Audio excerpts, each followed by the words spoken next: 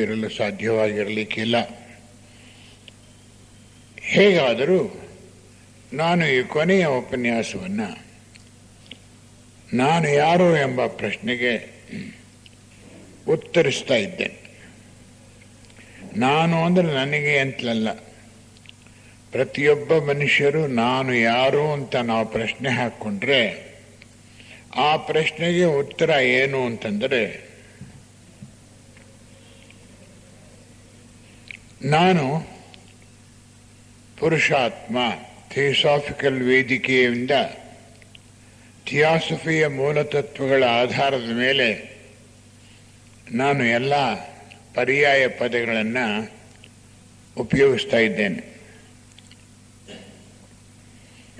ನಾನು ಪುರುಷಾತ್ಮ. ಆತ್ಮ ಅನ್ನೋದಿಲ್ವೇ? ಆತ್ಮನಿಗಿಂತಲೂ ಅತೀತವಾದದ್ದು ಪುರುಷಾತ್ಮ. ಈ ಪುರುಷಾತ್ಮ ಅಥವಾ ನಾನು ಎಲ್ಲಿಂದ ಬಂದಿದ್ದು? ನಮ್ಮ ಎಲ್ಲ ಥಿಯೋಸಾಫಿಕಲ್ ಮೂಲ ತತ್ವಗಳ ಮೇಲಿರುವ ಗ್ರಂಥಗಳು ಹಾಗೂ ಸೀಕ್ರೆಟ್ ಡಾಕ್ಟ್ರಿನ್ ಮತ್ತು ಐಸಿಸ್ ಅನ್ವೈಲ್ಡ್ ಇವುಗಳ ಆಧಾರದ ಮೇಲೆಯೂ ನನ್ನ ಮೂಲ ಈ ಸೌರಬ್ರಹ್ಮಾಂಡದ ಈಶ್ವರನಲ್ಲ. ಈ ಸೌರಬ್ರಹ್ಮಾಂಡೇಶ್ವರಿಗೂ ಪಿತ ಯಾರಿದ್ದಾರೋ ಅವನನ್ನ ಥಿಯೋಸಾಫಿಕಲ್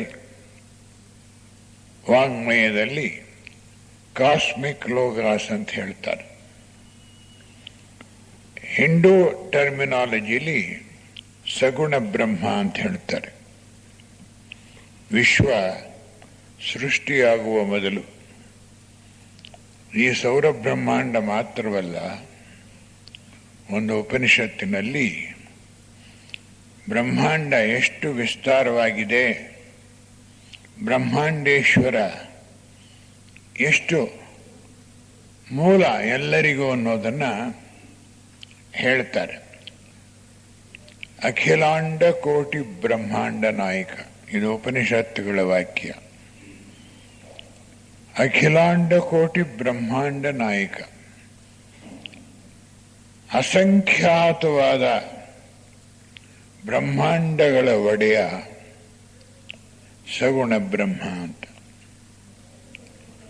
ಥಿಯೋಸಾಫಿಕಲ್ ಪರಿಭಾಷೆಯಲ್ಲಿ ಕಾಸ್ಮಿಕ್ ಲೋಗಾಸ್ ಅಂತ ಹೇಳೋದರ ಜೊತೆಗೆ ಮ್ಯಾನಿಫೆಸ್ಟೆಡ್ ಗಾಡ್ ಅಂತ ಹೇಳ್ತಾರೆ.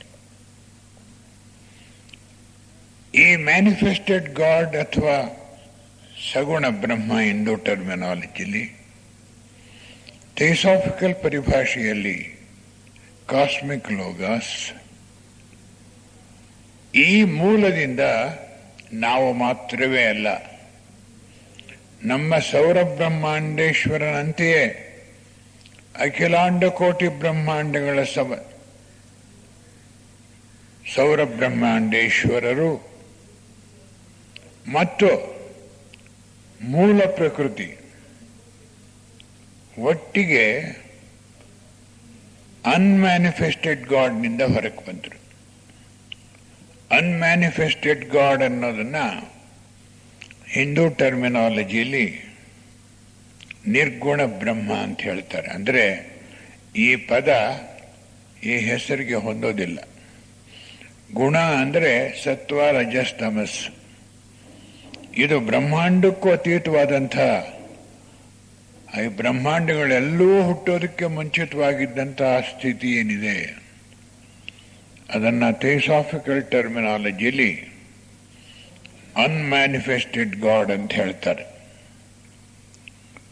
ಅದನ್ನು ಹಿಂದೂ ಟರ್ಮಿನಾಲಜಿಯಲ್ಲಿ ನಿರ್ಗುಣ ಬ್ರಹ್ಮ ಅಂತ ಹೇಳ್ತಾರೆ. ಈ ಸಗುಣ ಬ್ರಹ್ಮ ಅಥವಾ ಕಾಸ್ಮಿಕ್ ಲೋಗಾಸ್ನಿಂದ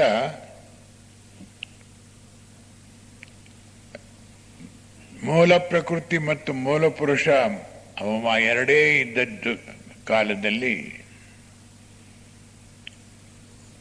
ಅಖಿಲಾಂಡ ಕೋಟಿ ಬ್ರಹ್ಮಾಂಡ ನಾಯಕನಾದ ಸಗುಣ ಬ್ರಹ್ಮ ಅಥವಾ ಕಾಸ್ಮಿಕ್ ಲೋಗಾಸ್ಗೆ ಪ್ರಪಂಚವನ್ನು ಸೃಷ್ಟಿ ಮಾಡಬೇಕು ಅಂತ ಬಂತು. ಪ್ರಪಂಚ ಅನ್ನೋದಕ್ಕೆ ಬದಲಾಗಿ ವಿಶ್ವ ಅಂತ ಹೇಳೋಣ. ವಿಶ್ವವನ್ನು ಸೃಷ್ಟಿ ಮಾಡಬೇಕು ಅಂತ ಮನಸ್ಸಿಗೆ ಬಂದಾಗ ಆ ಸೌರ ಬ್ರಹ್ಮಾಂಡೇಶ್ವರನಿಂದ ಅಖಿಲಾಂಡ ಕೋಟಿ ಬ್ರಹ್ಮಾಂಡೇಶ್ವರರು ಬಂದರು. ನಮ್ಮ ಸೌರ ಬ್ರಹ್ಮಾಂಡೇಶ್ವರನು ಮೊದಲುಗೊಂಡು ಆ ಸೌರ ಬ್ರಹ್ಮಾಂಡೇಶ್ವರನ ಜೊತೆಯಲ್ಲಿಯೇ ನಾವು ಬಂದು ಹೊರಕ್ಕೆ. ನಮ್ಮ ಮೂಲ ಸೌರ ಬ್ರಹ್ಮಾಂಡೇಶ್ವರನಲ್ಲ. ಬ್ರಹ್ಮ ವಿಷ್ಣು ಈಶ್ವರ ಉಪನಿಷತ್ತುಗಳಲ್ಲಿಲ್ಲ, ಬ್ರಹ್ಮಸೂತ್ರದಲ್ಲಿಲ್ಲ, ವೇದಗಳಲ್ಲೂ ಇಲ್ಲ. ಇದು ಪುರಾಣದಲ್ಲಿರೋದು. ಭಾಗವತದಲ್ಲಿ ಈ ಬ್ರಹ್ಮ ವಿಷ್ಣು ಈಶ್ವರರ ಬೇಕಾದಷ್ಟು ಕಥೆಗಳು ಅವತಾರಗಳು ಬರುತ್ತೆ. ಈ ಸೌರ ಬ್ರಹ್ಮಾಂಡೇಶ್ವರ ಯಾವ ಮೂಲದಿಂದ ಬಂದಿದ್ದಾನೆಯೋ ಆ ಮೂಲದಿಂದಲೇ ನಾವು ಬಂದಿರೋದ್ರಿಂದ ಡಾಕ್ಟರ್ ಆನಿ ಬೆಸೆಂಟ್ ಅವರ ಎ ಸ್ಟಡಿ ಇನ್ ಕಾನ್ಷಿಯಸ್ನೆಸ್ ಅನ್ನೋ ಪುಸ್ತಕದಲ್ಲಿ ಸೌರ ಬ್ರಹ್ಮಾಂಡೇಶ್ವರ ನಮ್ಮ ಹಿರಿಯ ಸೋದರ ಅಂತ ಹೇಳ್ತಾರೆ, ಸೃಷ್ಟಿಕರ್ತ ಅಂತ ಹೇಳಲ್ಲ.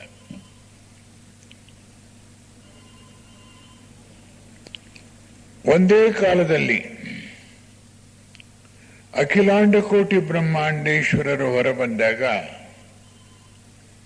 ಆ ಅಖಿಲಾಂಡ ಕೋಟಿ ಬ್ರಹ್ಮಾಂಡಗಳಲ್ಲಿ ಮಾನವರಾಗಿ ವಿಕಾಸ ಹೊಂದಬೇಕಾದಂಥ ಮತ್ತು ಅವರ ಜೊತೆಗೆ ಪ್ರಾಣಿ, ಸಸ್ಯ, ಖನಿಜ, ಭೂತವರ್ಗ 1, ಭೂತವರ್ಗ 2, ಭೂತವರ್ಗ 3 ಇವೆಲ್ಲವೂ ಹೊರಗೆ ಬಂದವು.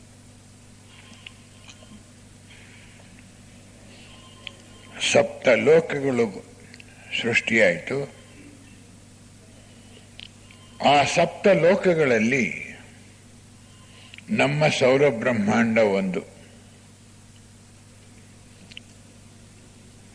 ಈ ಸೌರ ಬ್ರಹ್ಮಾಂಡೇಶ್ವರ ನಮ್ಮ ರಕ್ಷಕ, ಪೋಷಕ. ಸೌರ ಬ್ರಹ್ಮಾಂಡದೊಳಗೆ ನಮ್ಮೆಲ್ಲರಿಗೂ ತಂದೆಯ ಸಮಾನ. ಆದರೆ ಇವನ ಮೂಲದಿಂದ ನಾವು ಬಂದಿಲ್ಲ. ವೇದಗಳಲ್ಲಿ ಬೇಕಾದಷ್ಟು ಸಂಶೋಧನೆ ನಡೆದಿದೆ. ವೇದಗಳನ್ನು ಆರ್ಯರು ಇಂಡಿಯಾ ದೇಶಕ್ಕೆ ತೆಗೆದುಕೊಂಡು ಬಂದರು. ವೇದದಲ್ಲಿ ದೇವರು ಹೆಸರು ಇಲ್ಲವೇ ಇಲ್ಲ. ಅಗ್ನಿ, ವಾಯು, ಅನಿಲ, ಬೆಂಕಿ ಇದು ಮಾತ್ರ ಇತ್ತು.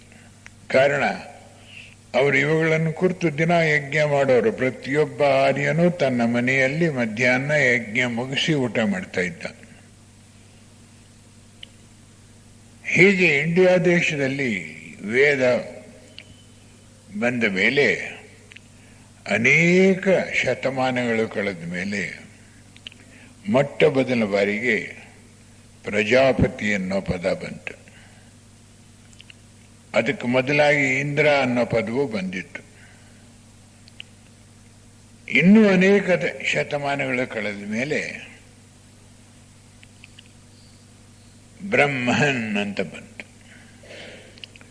ಸೌರ ಬ್ರಹ್ಮಾಂಡದ ಬ್ರಹ್ಮನಲ್ಲ ಇದು.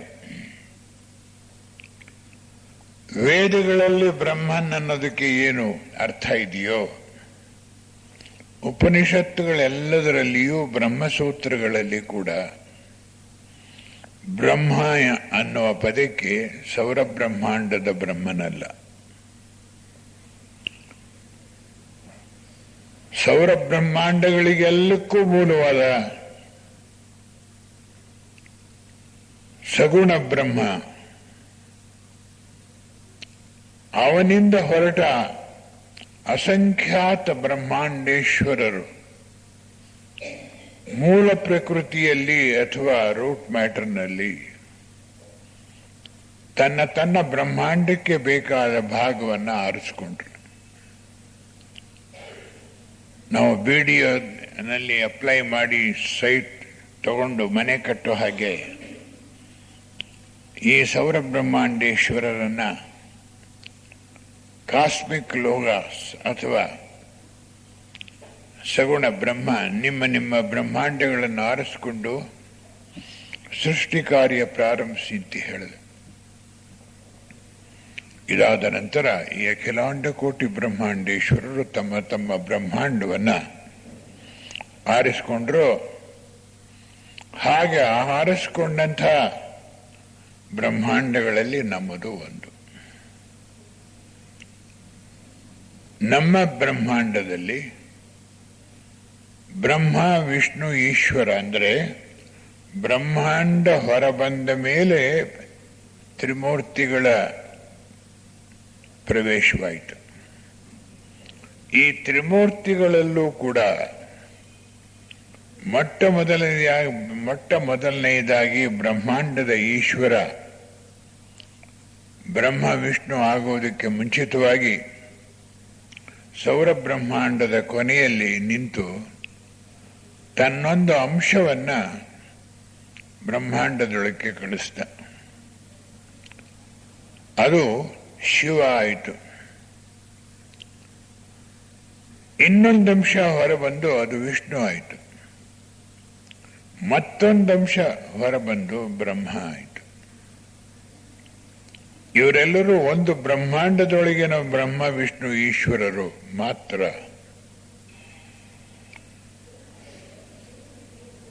ಈ ತ್ರಿಮೂರ್ತಿಗಳ ಒಕ್ಕಣೆ ವಿವರ ವೇದದಲ್ಲೂ ಇಲ್ಲ, ಉಪನಿಷತ್ತುಗಳಲ್ಲೂ ಇಲ್ಲ, ಬ್ರಹ್ಮಸೂತ್ರಗಳಲ್ಲೂ ಇಲ್ಲ. ಈ ತ್ರಿಮೂರ್ತಿಗಳ ಹೆಸರು ಬಂದಿರೋದು ಬ್ರಹ್ಮಾಂಡ ಹೊರಬಂದ ಮೇಲೆ. ಇವರು ಒಂದು ಬ್ರಹ್ಮಾಂಡದಲ್ಲಿ ಮಾತ್ರ ಇವರ ಕೆಲಸ ನಡೆಯುತ್ತೆ. ಆದರೆ ಬ್ರಹ್ಮಾಂಡೇಶ್ವರ ಒಬ್ಬ ಇದ್ದಾನಲ್ಲ, ಮೊದಲೇ ಹೇಳಿದಾಗೆ ಅವನು ಬ್ರಹ್ಮಾಂಡದ ಮೇಲ್ಗಡೆ ನಿಂತುಬಿಟ್ಟಿದ್ದಾನೆ. ಹಾಗಿರುವ ಈಶ್ವರನಿಗೆ ಅನೇಕ ಬ್ರಹ್ಮಾಂಡಗಳ ಈಶ್ವರರು ಪರಸ್ಪರ ಅವರಿಗೆ ನೋಡೋದು, ಅವರದೇ ದಾರಿಯಲ್ಲಿ ವಿಷಯ ವಿವರಣೆಗಳನ್ನು ಪರಿಚಯ ಮಾಡಿಕೊಳ್ಳೋದು ನಡೆಯುತ್ತೆ. ಹೀಗೆ ನಾನು ಯಾರು ಅಂದರೆ ನಾನು ಪುರುಷಾತ್ಮ. ನಾನು ಪುರುಷಾತ್ಮ ಅನ್ನೋದಕ್ಕೆ ಇದೆಲ್ಲ ನಾನು ವಿಂಗಡಿಸಿ ಮತ್ತೆ ಹೇಳಬೇಕಾಯಿತು. ಅಂದರೆ ನಾನು ಸೌರಬ್ರಹ್ಮಾಂಡೇಶ್ವರನಿಗೂ ಪೀತನಾದಂಥ ಸಗುಣ ಬ್ರಹ್ಮನಿಂದ ಬಂದವನು. ಸ್ತ್ರೀಯಾಗಲಿ ಪುರುಷನಾಗಲಿ ಈ ಮಟ್ಟದಲ್ಲಿ ಲಿಂಗ ಭೇದವಿಲ್ಲ. ಆತ್ಮತತ್ವ ಮಾತ್ರ ಇರುವಾಗ ಲಿಂಗದ ಮಾತು ಬರೋದೇ ಇಲ್ಲ.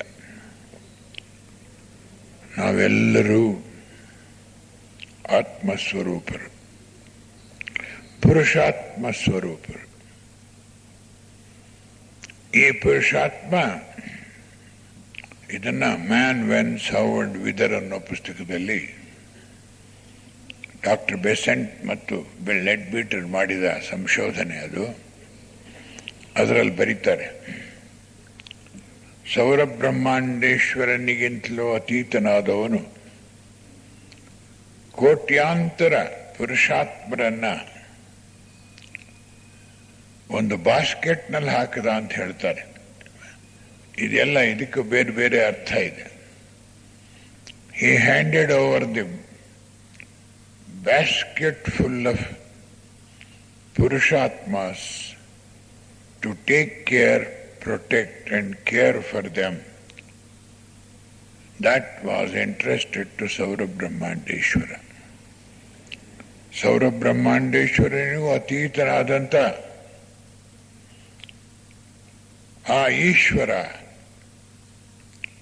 ಮೊದಲಲ್ಲಿ ಒಬ್ಬನೇ ಆಗಿ ಉಳಿದಿದ್ದನಲ್ಲ, ಅವನಿಗೆ ಅವನಿಗಿಂತಲೂ ಮೇಲಿದ್ದವರು ಈ ಪುರುಷಾತ್ಮರಗಳ ಯೋಗಕ್ಷೇಮವನ್ನು ನಿನ್ನ ಬ್ರಹ್ಮಾಂಡದಲ್ಲಿ ನೋಡಿಕೊಳ್ಳಿ ಅಂತ ಹೇಳಿ ವಹಿಸಿಕೊಟ್ಟ. ಹಾಗೆ ಬಂದವರು ನಾವು ಒಬ್ಬೊಬ್ಬರು. ನಾನು ಯಾರೋ ಅನ್ನೋದು ಒಂದು 3 ಪದದ ಪ್ರಶ್ನೆ. ಇದಕ್ಕೆ ಉತ್ತರ ಸವಿಸ್ತಾರವಾಗಿ ಬೇಕು. ಅದನ್ನು ನಾನು ಆದಷ್ಟು ವಿಸ್ತಾರವಾಗಿ 21 ಉಪನ್ಯಾಸಗಳಲ್ಲಿ ಕೊಟ್ಟಿದ್ದೇನೆ. ಈ ಪುರುಷಾತ್ಮನು ಕೂಡ ಅನುಪಾದಕ ಲೋಕದಲ್ಲಿ ನಿಂತು ಬಿಡ್ತಾನೆ, ಕೆಳಗೆ ಬರೋಕ್ಕಾಗಲ್ಲ. ಈ ಸೌರ ಬ್ರಹ್ಮಾಂಡದಲ್ಲಿ 9 ಲೋಕಗಳಿವೆ. ಭೂಲೋಕ, ಭುವರ್ಲೋಕ, ಸುವರ್ಲೋಕ, ಮನೋಲೋಕ, ಜನೋಲೋಕ, ತಪೋಲೋಕ, ಸತ್ಯಲೋಕ. ಇದು 7 ಲೋಕಗಳು. ಇವುಗಳಿಗೂ ಅತೀತವಾಗಿ ಗೋಕುಲ, ವೈಕುಂಠ, ನಮ್ಮ ಥಿಯೋಸಾಫಿಕಲ್ ಪರಿಭಾಷೆಯಲ್ಲಿ ಅನುಪಾದಕ ಲೋಕ, ಆತ್ಮಲೋಕ ಅಂತ ಕರೀಬಹುದು. ಈ ಸೌರ ಬ್ರಹ್ಮಾಂಡೇಶ್ವರನ ರಕ್ಷಣೆಗೆ ಒಳಪಟ್ಟು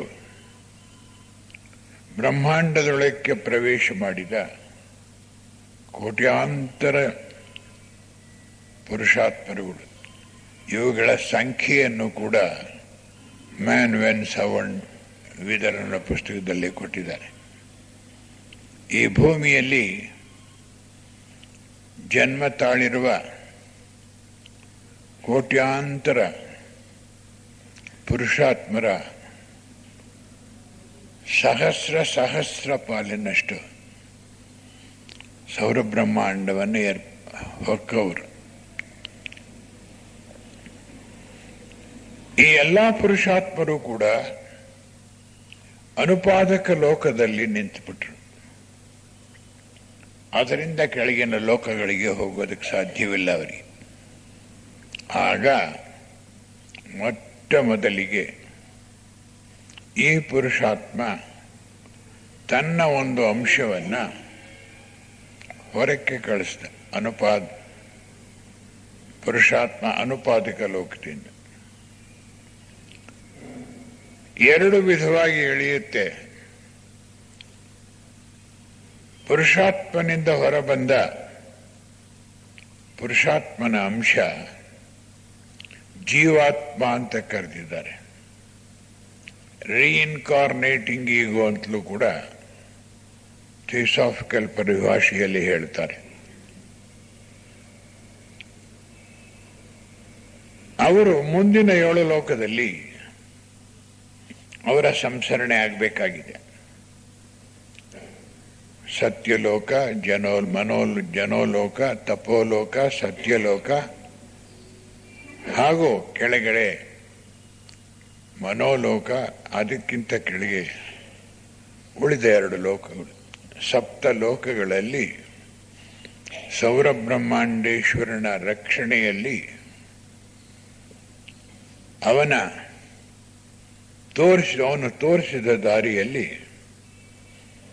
ಈ ಕೋಟ್ಯಾಂತರ ಪುರುಷಾತ್ಮರು ಅನುಪಾದಕ ಲೋಕಕ್ಕೆ ಬಂದು ನಿಂತು ಬಿಡ್ತಾರೆ. ನಾನಾಗಲೇ ಹೇಳಿದಾಗ ಅನುಪಾದಕ ಲೋಕದಿಂದ ಪುರುಷಾತ್ಮನ ಒಂದು ಅಂಶ ಕೆಳಕ್ಕೆ ಬಂತು. ಅದನ್ನ ಜೀವಾತ್ಮ ಮತ್ತು ದೇಹಾತ್ಮ ಅಂತ ಕರೆದಿದ್ದಾರೆ. ಜೀವಾತ್ಮನಲ್ಲಿ ಆತ್ಮ, ಬುದ್ಧಿ, ಮನಸ್ಸು 3 ಸೇರ್ಕೊಂಡಿದೆ. ಇದನ್ನು ಒಂದು ತ್ರಿಭುಜವಾಗಿ ಬರೀಬಹುದು. ಆತ್ಮ, ಬುದ್ಧಿ, ಮನಸ್ಸು. ಅದನ್ನೇ ಹಿಂದೂ ಟರ್ಮಿನಾಲಜಿಲಿ ಸತ್ ಚಿತ್ತಾನಂದ, ಸಚ್ಚಿದಾನಂದ ಅಂತ ಕರೀತಾರೆ. ಹೀಗೆ ಹೊರಹೊರಟ ಜೀವಾತ್ಮ ತನ್ನ ಕಾರಣ ಲೋಕದವರೆಗೆ ಬರ್ತಾನೆ. ಈ ಮೂಲ ತತ್ವಗಳ ವಿವರಣೆ ಎಷ್ಟೊಂದು ಚೆನ್ನಾಗಿದೆ ಅಂದರೆ ಜೆ ಕೃಷ್ಣಮೂರ್ತಿಯವರ ಎಲ್ಲಕ್ಕೂ ಇದರಲ್ಲಿ ಉತ್ತರ ಸಿಕ್ಕುತ್ತೆ. ಜೆ ಕೃಷ್ಣಮೂರ್ತಿಗಳು ಕೆಲವೆಲ್ಲ ಹೇಳಿದ್ದಾರೆ, ಅನೇಕ ಅವರ ವಿಷಯಗಳು ಪ್ರಶ್ನೆಗಳಾಗಿ ಉಳಿದಿವೆ. ಅದಕ್ಕೆಲ್ಲ ಉತ್ತರವನ್ನು ಕೂಡ ನಾವು ಥಿಯಾಸಫಿಯ ಮೂಲತತ್ವಗಳ ಆಧಾರದಿಂದ ನೋಡಿಕೊಳ್ಳಬಹುದು ಮತ್ತು ಯಾವ ಘರ್ಷಣೆಗೂ ಒಳಗಾಗಬೇಕಾದ ಅವಶ್ಯಕವಿಲ್ಲ. ಈ ಜೀವಾತ್ಮ ಎಲ್ಲಿವರೆಗೆ ಬರ್ತಾನೆ? ಈ ಕಾರಣ ದೇಹದವರೆಗೆ. ಸ್ಥೂಲ ದೇಹ, ಕಾಮದೇಹ, ರೂಪ ಮನಸ್ಸು, ಅರೂಪ ಮನಸ್ಸಿನ ತುದಿಯವರೆಗೆ ಬರ್ತಾನೆ. ಅಲ್ಲಿಂದ ಕೆಳಗೆ ಅವನು ಬರೋದಿಲ್ಲ. ಆತ್ಮಬುದ್ಧಿ ಮನಸ್ಸಾಗೆ ನಿಂತು ಬಿಡ್ತಾನೆ. ಅವನಿಂದ ಒಂದು ಅಂಶ ಕೆಳಗಿಳಿಯುತ್ತೆ, ಅದೇ ದೇಹಾತ್ಮ. ದೇಹಾತ್ಮದಲ್ಲಿ 4 ಭಾಗ ಇದೆ: ಅನ್ನಮಯ, ಪ್ರಾಣಮಯ, ಕಾಮ ಭಾವನಾಲೋಕ ಮತ್ತು ಚಿಂತನಾ ಮನಸ್ಸು ಅಥವಾ ಯೋಚನಾ ಮನಸ್ಸು ಅಥವಾ ರೂಪಲೋಕ. ಇದನ್ನು ಕೆಳಗಿನ ಮನಸ್ಸು ಅಂತಲೂ ಹೇಳ್ತಾರೆ, ಅಶುದ್ಧ ಮನಸ್ಸು ಅಂತಲೂ ಹೇಳ್ತಾರೆ. ಒಂದು ಉಪನಿಷತ್ತಿನಲ್ಲಿ ಹೇಳಿದೆ, ದ್ವಂದ್ವ ಸಹಿತವಾದದ್ದು ಈ ಮನಸ್ಸು. ಮನೋಹಿ ದ್ವಿವಿಧಂ ಪ್ರೋಕ್ತಂ ಶುದ್ಧಂಚ ಅಶುದ್ಧಮೇವ ಚ. ಅಶುದ್ಧಂ ಕಾಮ ಸಂಕಲ್ಪಂ, ಶುದ್ಧಂ ಕಾಮ ವಿವರ್ಜಿತಂ. ಮನಸ್ಸು 2 ಭಾಗ, ಶುದ್ಧ ಮತ್ತು ಅಶುದ್ಧ. ಅಶುದ್ಧ ಮನಸ್ಸಿನಲ್ಲಿ ಆಸೆಗಳು ತುಂಬಿವೆ, ಶುದ್ಧ ಮನಸ್ಸಿನಲ್ಲಿ ಆಸೆಗಳು ಇಲ್ಲ. ಈ ದೃಷ್ಟಿಯಿಂದ ನಾವು ಬೇರೆ ಬೇರೆ ಹೆಸರುಗಳನ್ನು ಕೇಳ್ತೇವೆ. ಈ ದೇಹಾತ್ಮ ನಮ್ಮ ಸ್ಥೂಲ ದೇಹಕ್ಕೆ ಇಳಿದು ಪ್ರಾಣಮಯ ಕೋಶದವರೆಗೂ ಬಂದು ಅಲ್ಲಿಂದ ತನ್ನ ವ್ಯವಹಾರವನ್ನು ಪ್ರಾರಂಭ ಮಾಡ್ತಾನೆ. ಇಲ್ಲಿ ಇನ್ನೊಂದು ಸಿದ್ಧಾಂತ ಇದೆ, ಅದೆಂದರೆ ಪುರುಷಾತ್ಮನಿಂದ ಇನ್ನೊಂದಂಶ ಹೊರಟು ಸೂತ್ರಾತ್ಮವಾಗಿ ಕೆಳಗೆ ಇಳಿಯುತ್ತೆ. ಸೂತ್ರಾತ್ಮ ಪುರುಷಾತ್ಮ ಅಥವಾ ಅನುಪಾದಕ ಲೋಕದಿಂದ ಹೊರಟು ಪ್ರಾಣಮಯ ಕೋಶದ ತುದಿಯಲ್ಲಿ ಪ್ರಾರಂಭವಾಗುವ ಪ್ರಾಣಮಯ ಕೋಶದ ಭಾಗದವರೆಗೆ ಇಳಿದು ಅಲ್ಲಿ ನಿಂತು ಬಿಡುತ್ತೆ. ಈ ಸೂತ್ರ ಅಂದ್ರೆ ದಾರ, ಸೂತ್ರ ಅಂದ್ರೆ ದಾರ. ಈ ಸೂತ್ರ ಉದ್ದಕ್ಕೂ ಇಳಿದು ಕೆಳಗೆ ಬಂದಾಗ ಒಂದೊಂದು ಲೋಕದಲ್ಲಿ ನಮಗೆ ದೇಹಗಳನ್ನು ಕಟ್ಟಿಕೊಳ್ಳೋದಕ್ಕೆ ಸಾಧ್ಯವಾಗುವ ಹಾಗೆ ಒಂದೊಂದು ಲೋಕದ ಅಣು ಪರಮಾಣುಗಳಿಂದ ನಮ್ಮ ಸೂಕ್ಷ್ಮ ದೇಹಗಳು ರಚನೆಯಾಗತ್ವೆ. ಈ ದೆಸೆಯಲ್ಲಿ ಇನ್ನೂ ಸೃಷ್ಟಿಯಾಗಿರೋದಿಲ್ಲ. ಬರೀ ದೇಹಾತ್ಮ, ಅದರಲ್ಲಿ ಮಾತ್ರ ನಾವು ಪ್ರಜ್ಞಾವಂತರಾಗಿರ್ತೇವೆ. ಹೀಗೆ ಕೆಳಗಿಳಿದ ಸೂತ್ರಾತ್ಮ ಒಂದೊಂದು ದೇಹ ಆಗಬೇಕಾದ ಸ್ಥಿತಿಯಲ್ಲಿ ಆತ್ಮಲೋಕ, ಆತ್ಮದೇಹ, ಅದರಲ್ಲಿ ಒಂದು ಶಾಶ್ವತವಾದ ಪರಮಾಣು. ಅದಾದ ನಂತರ ಮುಂದಿನ ಲೋಕದಲ್ಲಿ ಅಲ್ಲಿ ಆಗಬೇಕಾದ ನಮ್ಮ ಬುದ್ಧಿ ದೇಹದ ಆ ಉಪಲೋಕದಲ್ಲಿರುವ ಪರಮಾಣುಗಳಲ್ಲಿ ಒಂದು ಪರಮಾಣುವನ್ನು ತೆಗೆದು ಅದಕ್ಕೆ ನಿರ್ಮಾಣ ದೇವತೆಗಳು ಸೇರಿಸ್ತಾರೆ. ಅಲ್ಲಿಂದ ಕೆಳಗೆ ಬಂದಾಗ ಮನೋಲೋಕದಲ್ಲಿ ಅರೂಪ ಮನಸ್ಸಿನ ಮೇಲ್ಗಡೆಯ ತುದಿಯಲ್ಲಿ ಪರಮಾಣು ಉಪಲೋಕ ಇದೆ. ಆ ಪರಮಾಣು ಉಪಲೋಕದಿಂದ ಒಂದು ಪರಮಾಣುವನ್ನು ತೆಗೆದು ಅಲ್ಲಿ ಮುಂದೆ ಆಗಬೇಕಾದ ಕಾರಣ ದೇಹದ ಪ್ರಾರಂಭಕ್ಕೆ ಅದನ್ನು ಸೇರಿಸ್ತಾರೆ. ಅದು ಕಾರಣ ದೇಹ ಅಥವಾ ಮನಸ್ಸು ಎರಡರ ಶಾಶ್ವತ ದೇಹ ಬೀಜವಾಗುತ್ತೆ. ಅಲ್ಲಿಂದ ಕೆಳಗೆ ಬಂದಾಗ ರೂಪ ಮನಸ್ಸಿನಲ್ಲಿ ಪರಮಾಣು ಲೋಕವಿಲ್ಲ. ರೂಪ ಮನಸ್ಸು ಕೆಳಗಿನ 4 ಉಪಲೋಕಗಳಿಂದಾಗಿದೆ. ಮೇಲಿನ 3 ಉಪಲೋಕಗಳಿಂದ ನಮ್ಮ ಕಾರಣ ದೇಹ ಸೃಷ್ಟಿಯಾಗಿದೆ, ರಚನೆಯಾಗಿದೆ. ಅಲ್ಲಿಂದ ಕೆಳಗೆ 4 ಉಪಲೋಕಗಳಲ್ಲಿ ಇರುವ ಅಣುಗಳು ಅಂದರೆ ಆಟಮ್ಸ್. ಆಟಮ್ಸ್ ಅಂದರೆ ಪರಮಾಣು. ಮಾಲಿಕ್ಯೂಲ್ ಅಂದರೆ ಅಣು. ಆ ಮಾಲಿಕ್ಯೂಲ್ಸ್ ಅಥವಾ ಅಣುಗಳ ಭಾಗವನ್ನು ಆರಿಸಿಕೊಂಡು ಅದು ನಮ್ಮ ರೂಪ ಮನಸ್ಸಿನ ಪ್ರಾರಂಭದ ಮನೋತತ್ವವಾಗುತ್ತೆ. ಅಲ್ಲಿಂದ ಕೆಳಗಿಳಿದಾಗ ಕಾಮದೇಹದ ಪರಮಾಣು ಉಪಲೋಕದಿಂದ ಒಂದು ಪರಮಾಣುವನ್ನು ತೆಗೆದು ಆ ದೇಹಕ್ಕೆ ಮೂಲವಾಗಿ ಸೂತ್ರಾತ್ಮನಿಗೆ ನಿರ್ಮಾಣ ದೇವತೆಗಳು ಸೇರಿಸಿದಾಗ ಅದು ಕಾಮದೇಹದ ದೇಹದ ಶಾಶ್ವತ ಬೀಜವಾಗುತ್ತೆ. ಆ ಕಾಮದೇಹದಿಂದಲೂ ಕೆಳಗಿಳಿದು ಪ್ರಾಣಮಯ ಕೋಶ, ಅಲ್ಲಿ ಅದರ ತುದಿಯಲ್ಲಿ ಪರಮಾಣು ಉಪಲೋಕ ಇದೆ.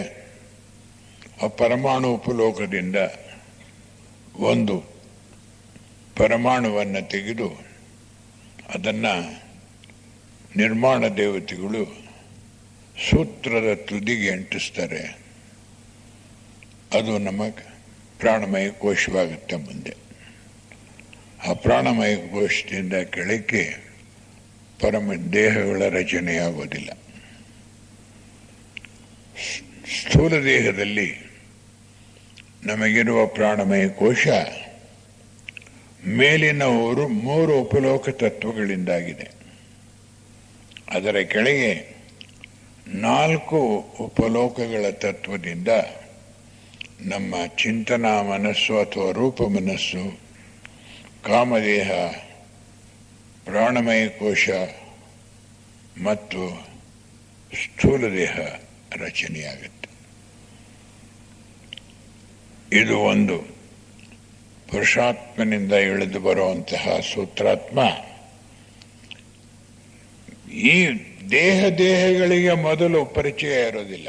ಆದರೆ ಸೂತ್ರಾತ್ಮ ಪುರುಷಾತ್ಮನ ವರೆಗೂ ಮೇಲೇರಿ ಹೋಗುತ್ತೆ. ಯಾವುದರ ಅಡ್ಡಿ ಆತಂಕ ಇಲ್ಲ ಅದಕ್ಕೆ. ಇದನ್ನೇ ಜಯಕೃಷ್ಣಮೂರ್ತಿಗಳು ಅವರ 70 ವರ್ಷದ ಸಂಚಾರ ಉಪನ್ಯಾಸಗಳ ಸಾರದಲ್ಲಿ ನೋಡಿದಾಗ ಇದನ್ನೇ ಅವರು ಹೇಳೋದು. Leave the mind behind, let there not be a moment of thought, let there be silent. Then suddenly it happens, consciousness reaches transcendental level ಅಂತ ಹೇಳ್ತಾರೆ. ಮನಸ್ಸಿನವರೆಗೆ, ಮನೋಲೋಕದವರೆಗೆ ಮೇಲೇರು,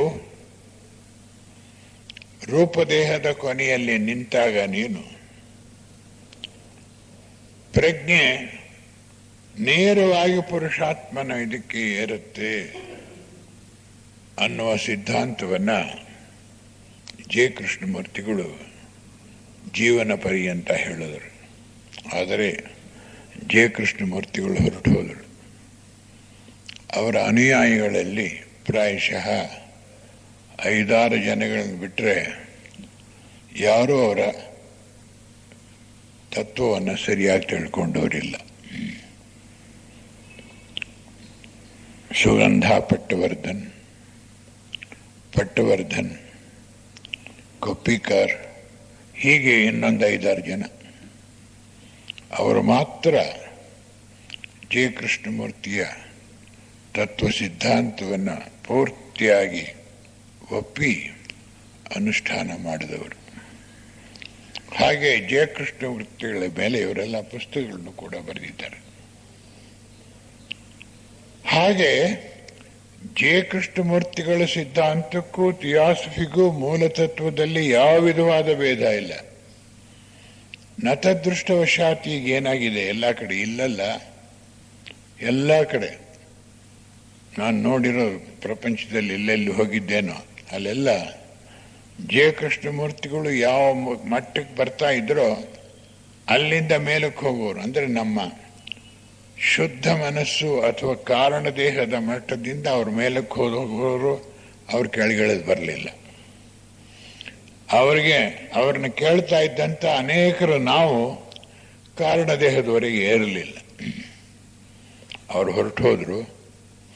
ನಾವು ಕೃಷ್ಣಮೂರ್ತಿಯ ಬೋಧನೆಯನ್ನ ಮನಸ್ಸು, ಚಿಂತನೆ ಮತ್ತು ಕಾಮದೇಹ, ಸ್ಥೂಲ ಮೆದುಳಿನ ಮೂಲಕ ಪರ್ಯಾಯ ಎಲ್ಲ ವಿವರಣೆಯನ್ನು ನೋಡ್ತೇವೆ. ಆದರೆ ಆ ಯಾವ ವಿವರಣೆಯು ಕೊನೆಯಾದ ಮೇಲೆ ಕೃಷ್ಣಮೂರ್ತಿಯವರ ಸಿದ್ಧಾಂತ ಪ್ರಾರಂಭವಾಗ್ತಾ ಇತ್ತು. What to do? All it happens in the case of all great beings. J. Krishnamurti was a very great person. ಏನು ಮಾಡೋದು? ಎಲ್ಲ ಅಧ್ಯಾತ್ಮ ಸಂಸ್ಥೆಗಳಲ್ಲೂ ಬರುವ ಕೊರತೆ ಇದ್ದೇ ಇದೆ. ಮೂಲ ಪುರುಷರಾದ ಮೇಲೆ ಆ ಮಟ್ಟದಲ್ಲಿರೋರು ಹುಟ್ಟೋದಿಲ್ಲ. ಅವರಿಗಿಂತ 2-3 ಕೆಳಮಟ್ಟದವರು ಅಲ್ಲಿ ಅಧಿಕಾರವನ್ನು ವಹಿಸ್ಕೊಳ್ತಾರೆ. ಅವರ ಮಟ್ಟದಲ್ಲೇ ಉಳಿದಿದ್ದೆಲ್ಲ ನಡೆಯುತ್ತೆ. ಸಂಸ್ಥೆ ನಡ್ಕೊಂಡು ಹೋಗುತ್ತೆ, ತತ್ವ ಹಾರೋಗಿರುತ್ತೆ. ಇದೇ ಪ್ರಪಂಚದ ಎಲ್ಲ ಅಧ್ಯಾತ್ಮ ಸಂಸ್ಥೆಗಳಲ್ಲೂ ಆಗ್ತಾ ಇರುವ ಒಂದು ದೊಡ್ಡ ದೋಷ. ನಾವೇನು ಮಾಡೋ ಹಾಗಿಲ್ಲ. ಈಗ ನಾನು ಯಾರು ಅಂದರೆ ನಮ್ಮಲ್ಲಿ ಪ್ರತಿಯೊಬ್ಬರು ಈ ಪ್ರಶ್ನೆ ನಾನು ಯಾರು ಹಾಕ್ಕೊಂಡಾಗ, ನಾನು ಸ್ಥೂಲ ದೇಹವಲ್ಲ, ಪ್ರಾಣಮಯ ಕೋಶವಲ್ಲ, ಕಾಮದೇಹವಲ್ಲ, ರೂಪ ಮನಸ್ಸಲ್ಲ, ಅರೂಪ ಮನಸ್ಸಲ್ಲ, ಬುದ್ಧಿ ದೇಹವಲ್ಲ, ಆತ್ಮಕೋಶವೂ ಅಲ್ಲ, ಅದಕ್ಕೆ ಅತೀತನಾದವನು ನಾನು. ಆ ಅತೀತನಾದವನು ಅನುಪಾದಕ ಲೋಕದಲ್ಲಿ ಯಾರಿದ್ದಾನೆಯೋ ಪುರುಷಾತ್ಮ, ಅದು ನಾನು. ನೀನು ಯಾರು ಅಂದಾಗ ನಾನು ಅದು.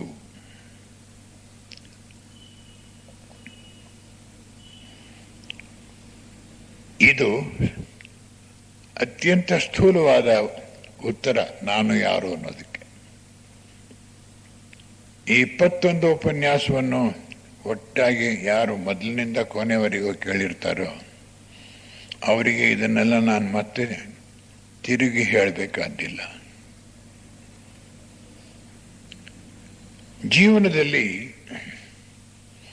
ನಮ್ಮ ವಿಕಾಸ ಪ್ರಾರಂಭವಾಗುತ್ತೆ. ಈ ಪ್ರಪಂಚದಲ್ಲಿ ಪ್ರಾರಂಭದಲ್ಲಿ ನಮ್ಮ ಸ್ಥೂಲ ದೇಹದ ಪ್ರಜ್ಞೆ ಮಾತ್ರ ಕೆಲಸ ಮಾಡ್ತಾ ಇರುತ್ತೆ. ಇದು ತಮೋ ಗುಣ ಪ್ರಧಾನವಾದದ್ದು. ಹೊಟ್ಟೆ ಹಸಿದಾಗ ತಿನ್ನೋದು, ನಿದ್ದೆ ಬಂದಾಗ ಮಲಗೋದು. ಇವೆರಡೇ ಪ್ರಾರಂಭದಲ್ಲಿದ್ದಿದ್ದು. ಮೈಥುನ ಸಂಬಂಧ ಇನ್ನೂ ಮುಂದೆ ಬಂತು. ಥಿಯಾಸಫಿಯನ್ನು ಸರಿಯಾಗಿ ಓದ್ದವರಿಗೆ ಕಾಣುತ್ತೆ, ಪ್ರಾರಂಭದಲ್ಲಿ ಲಿಂಗವೇ ಇರಲಿಲ್ಲ. ಮಧ್ಯಕಾಲದಲ್ಲಿ ದ್ವಿಲಿಂಗಿಗಳಾದರು. ದ್ವಿಲಿಂಗಿ ಅಂದರೆ ಪುರುಷ ಮತ್ತು ಸ್ತ್ರೀ, ಪುಲ್ಲಿಂಗ ಮತ್ತು ಸ್ತ್ರೀಲಿಂಗ ಎರಡು ಒಟ್ಟಿಗೆ ಒಬ್ಬರಲ್ಲಿತ್ತು. ಅನೇಕ ಸಹಸ್ರಗಳು ವರ್ಷಗಳು ಕಳೆದ ಮೇಲೆ ಈ ದ್ವಿಲಿಂಗಿಗಳಾದವರು ಏಕಲಿಂಗಿಗಳಾದರು. ಹಾಗೆ ಏಕಲಿಂಗಿಗಳಾದವರು ನಾವೆಲ್ಲ, ಹೆಂಗಸು ಅಥವಾ ಗಂಡಸು. ಇಲ್ಲಿ ಎರಡು ಭಾಗವಾಗಿ ಗಂಡು ಹೆಣ್ಣು ಅನ್ನೋದು ಪ್ರಾರಂಭವಾಗೋದಕ್ಕೆ ಎಷ್ಟೋ ಸಹಸ್ರ ವರ್ಷಗಳಾಯಿತು ಹೇಳಿದೆ ನಾನು. ನಮ್ಮ ಸಂಸರಣೆ ಸ್ಥೂಲ ಲೋಕದಿಂದ ಪ್ರಾರಂಭವಾಗುತ್ತೆ. ಸ್ಥೂಲ ಲೋಕ ಅಂದರೆ ಪ್ರಾಣಮಯ ಕೋಶ ಸೇರಿಕೊಂಡು ಅಲ್ಲಿಂದ ಕಾಮದೇಹಕ್ಕೇರಿ, ಅಲ್ಲಿಂದ ರೂಪ ಮನಸ್ಸಿಗೇರಿ, ಅಲ್ಲಿಂದ ಅರೂಪ ಮನಸ್ಸಿಗೇರಿ, ಅಲ್ಲಿಂದ ಬುದ್ಧಿ ತತ್ವಕ್ಕೆ ಪ್ರವೇಶ ಮಾಡಿ ಅದನ್ನು ಕೂಡ ಹೊರ ಹಿಂದೆ ಬಿಟ್ಟು ಆತ್ಮಕೋಶದವರೆಗೂ ನಾವು ಏರ್ತೇವೆ. ನಮ್ಮ ಸಂಸರಣೆಯ ಕ್ಷೇತ್ರ ಇದು ಸಪ್ತಲೋಕಗಳು. ಈ ಒಂದೊಂದಕ್ಕೂ ಒಂದೊಂದು ದೇಹದ ಅದರ ಮೇಲಿನ ಸಾಕಾದಷ್ಟು ನಾಯಕತ್ವ ಇರೋದಿಲ್ಲ. ಪ್ರಾರಂಭದಲ್ಲಿ ಸ್ಥೂಲ ದೇಹದ ಮನುಷ್ಯ ಹೊಟ್ಟೆ ಹಸಿಯೋದು, ಊಟ ಮಾಡೋದು, ನಿದ್ದೆ ಬಂದಾಗ ಮಲಗಿ ನಿದ್ದೆ ಮಾಡೋದು, ಬರೀ ತಮೋಗುಣ ಪ್ರಧಾನನಾಗಿರ್ತಾನೆ. ಎಷ್ಟೋ ಎಷ್ಟೋ ಲಕ್ಷಾಂತರ ವರ್ಷಗಳಾದ ಮೇಲೆ ಇವನಲ್ಲಿ ಕಾಮದೇಹದ ಪ್ರಜ್ಞೆ ಸ್ವಲ್ಪವಾಗಿ ವಿಕಾಸವಾಗಿ ಕೆಲಸ ಮಾಡಕ್ಕೆ ಶುರು ಮಾಡುತ್ತೆ. ಆಗ ರಜೋಗುಣ ಪ್ರವೇಶ ಮಾಡುತ್ತೆ. ಬರಿಯ ಕಾಮಲೋಕ ಮತ್ತು ಸ್ಥೂಲ ಲೋಕ ಎರಡರಲ್ಲೂ ಕೂಡ ಸ್ಥೂಲ ಲೋಕದಲ್ಲಿ ತಮೋಗುಣವಿರುತ್ತೆ, ಕಾಮಲೋಕದಲ್ಲಿ ರಜೋಗುಣವಿರುತ್ತೆ. ಅಲ್ಲಿಂದಲೂ ವಿಕಾಸವಾಗಿ ನಮ್ಮ ಪ್ರಜ್ಞೆ ಮೇಲೇರಿದಾಗ ನಾವು ಸತ್ವಗುಣ ಪ್ರಧಾನರಾಗ್ತೇವೆ. ಇವು ಎಲ್ಲವೂ ಕೂಡ ಈ ಮೂರು ಲೋಕದಲ್ಲೇ ಇರೋದು. ರೂಪ ಮನಸ್ಸು, ಕಾಮದೇಹ, ಪ್ರಾಣಮಯ ಕೋಶ ಮತ್ತು ಸ್ಥೂಲ ದೇಹ ಅನ್ನಮಯ ಕೋಶ. ಇವುಗಳಲ್ಲಿ ತ್ರಿಗುಣಗಳಿವೆ, ತತ್ವ, ರಜಸ್, ತಮಸ್. ನಾವು ಗುಣಾತೀತರು. ಭಗವದ್ಗೀತೆಯಲ್ಲಿ ಶ್ರೀಕೃಷ್ಣ ಹೇಳ್ತಾನೆ, ವೇದಗಳು ಕೂಡ ನಿರ್ಗುಣಗಳಿಗೆ ಅತೀತವಾಗಿವೆ. ಅರ್ಜುನ ತ್ರಿಗುಣಾತೀತನಾಗು ಅಂತ ಹೇಳ್ತಾನೆ. ಅಂತಹ ತ್ರಿಗುಣಾತೀತರು ಇನ್ನೂ ಮೇಲ್ಮಟ್ಟದ ಸ್ವರೂಪದವರು ನಾವು. ಈ ಪ್ರಜ್ಞಾ ವಿಕಾಸದಲ್ಲಿ ಗ್ರ್ಯಾಜುಯಲ್ ಒಂದೊಂದು ಮೆಟ್ಲಾಗಿ ನಾವು ಹತ್ತಿ ಹೋಗುವಾಗ ಎಷ್ಟೋ ದಶಮಾನಗಳು, ಶತಮಾನಗಳು, ಲಕ್ಷಾಂತರ ವರ್ಷಗಳಾದ ಮೇಲೆ ನಮ್ಮ ಮೂರು ಗುಣಗಳು ವಿಕಾಸವಾಗುತ್ತೆ ನಮ್ಮಲ್ಲಿ. ತಮೋಗುಣ ಸೋಮಾರಿತನದ ಗುಣ, ರಜೋಗುಣ ಯಾವಾಗಲೂ ಕೆಲಸ ಮಾಡಬೇಕು ಅನ್ನೋ ಗುಣ, ಸತ್ವಗುಣ ಇವೆರಡರ ಸಂಯಮ. ರಜಸ್ಸು ತಮಸ್ಸು ಎರಡೂ ಒಂದು ಸಮತೂಕದಲ್ಲಿದ್ದಾಗ ಅದನ್ನು ಸತ್ವಗುಣ ಅಂತ ಹೇಳ್ತಾರೆ. ಈ ಮೂರು ಗುಣಗಳಿಗೆ ಅತೀತರಾದಾಗ ಕರ್ಮರಹಿತರಾಗಿರ್ತೀವಿ ನಾವು. ಕರ್ಮ ಕೆಲಸ ಮಾಡೋದು ಈ ಮೂರು ಗುಣಗಳಿರುವ ಮೂರು ದೇಹದಲ್ಲಿ ಮಾತ್ರ. ಇವುಗಳಿಗೆ ಅತೀತವಾದ ಕಾರಣ ದೇಹವನ್ನು ಪ್ರವೇಶ ಮಾಡಿದಾಗ ನಾವು ತ್ರಿಗುಣಾತೀತರಾಗ್ತೇವೆ, ಕರ್ಮಾತೀತರು ಆಗ್ತೇವೆ. ಹೀಗೆ ಈ ದೇಹದಿಂದ ದೇಹಕ್ಕೆ ಮೇಲಕ್ಕೆ ಹೋಗುವ ಪ್ರಜ್ಞಾ ವಿಕಾಸದಲ್ಲಿ ಒಂದು ದೇಹವನ್ನು ಇನ್ನೊಂದು ದೇಹದ ಪ್ರಜ್ಞೆಗೆ ಗೊತ್ತಿರೋದಿಲ್ಲ.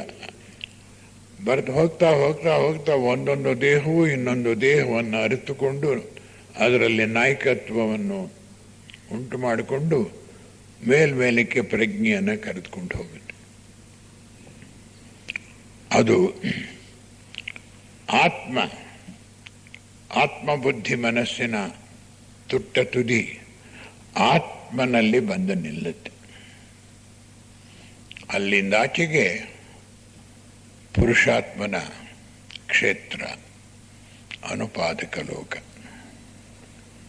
ಆದರೆ ಈ ಸೂತ್ರಾತ್ಮ, ನಾನು ಇದಕ್ಕೆ ಬ್ರಹ್ಮವಿದ್ಯಾ ಸಾಗರದಲ್ಲಿ ಒಂದು ಅಧ್ಯಾಯವನ್ನೇ ಇದಕ್ಕೆ ಬರೆದಿದ್ದೇನೆ. ಇದು ಬಹಳ ಮುಖ್ಯವಾದಂಥ ಭಾಗ. ಜೆ ಕೃಷ್ಣಮೂರ್ತಿಗಳು ಹೇಳೋ ತತ್ವ ಸಿದ್ಧಾಂತದ ಅನೇಕ ಭಾಗವನ್ನು ಇದು ಪ್ರಶ್ನೆಗಳನ್ನು ಉತ್ತರಿಸುತ್ತೆ. ಯಾರಾದರೊಬ್ಬರು ಪರಿಪೂರ್ಣ ಭಕ್ತಿ ಭಾವದಿಂದ, ಪರಿಪೂರ್ಣ ಜ್ಞಾನ ಭಾವದಿಂದ ನಿಷ್ಕಾಮ ಕರ್ಮಿಗಳಾಗಿ ಯಾರು ಜೀವಿಸ್ತಾರೋ ಅವರ ಪ್ರಜ್ಞೆ ಸೂತ್ರಾತ್ಮನ ಮೂಲಕ ನೇರವಾಗಿ ಅನುಪಾದಕ ಲೋಕವನ್ನು ತಲುಪುತ್ತೆ. ಇದು ಮುಂದೆ ನಮಗಾಗಬೇಕಾಗಿರೋ ಸಂಸರಣೆಯ ಭಾಗ. ಸ್ವಲ್ಪ ಹೆಚ್ಚು ಕಡಿಮೆ ನಾವೆಲ್ಲರೂ ಕಾರಣದೇಹದ ಪ್ರಜ್ಞೆಯನ್ನು ಸ್ವಲ್ಪ ಭಾಗ ವಿಕಾಸ ಮಾಡಿಕೊಂಡಿದ್ದೇವೆ. ಅಲ್ಲಿಂದ ಮುಂದಕ್ಕೆ ನಮಗೆ ಎಷ್ಟೋ ಜನಕ್ಕೆ ಹೋಗಕ್ಕೆ ಆಗ್ತಾ ಇಲ್ಲ, ಏನು ಮುಂದೆ ಆಗಬೇಕಾಗಿದೆ. ಯಾರೊಬ್ಬರು ನಿಸ್ವಾರ್ಥ ಚಿಂತನೆಯಿಂದ ಪರಿಶುದ್ಧವಾದ ಪ್ರೇಮ ಭರಿತರಾಗಿ ನಮ್ಮ ಮೆದುಳಿನ ಮೂಲಕ ಒಂದು ಪರೋಪಕಾರಯುತವಾದಂಥ ಕೆಲಸವನ್ನು ಪೂರ್ಣವಾಗಿ ಕುಶಲತೆಯಿಂದ ಮಾಡಿ ನಿಲ್ಲಿಸಿದಾಗ ಅದರಿಂದ ಹಿಂದಕ್ಕೆ ಬರುವ ಪ್ರತಿಫಲ ಅಥವಾ ಪ್ರತಿಶಕ್ತಿ ನೇರವಾಗಿ ಪುರುಷಾತ್ಮನನ್ನು ಹೋಗಿ ತಲುಪುತ್ತೆ. ಸ್ಥೂಲ ದೇಹದ ಮೆದುಳಿನಿಂದ, ಬಲ ಮೆದುಳಿನಿಂದ ನೇರವಾಗಿ ಸೂತ್ರಾತ್ಮದ ಮೂಲಕ ಪುರುಷಾತ್ಮನನ್ನು ಹೋಗಿ ತಲುಪುತ್ತೆ. ಇದು ಸ್ಟ್ರೇಟ್ ಪಾತ್, ವರ್ಟಿಕಲ್ ಆಗಿ. ಇದಕ್ಕೆ ಬೇರೆ ಬೇರೆ ಹೆಸರುಗಳು ಬಂದಿದೆ ಬೇರೆ ಬೇರೆ ಮತಗಳಲ್ಲಿ.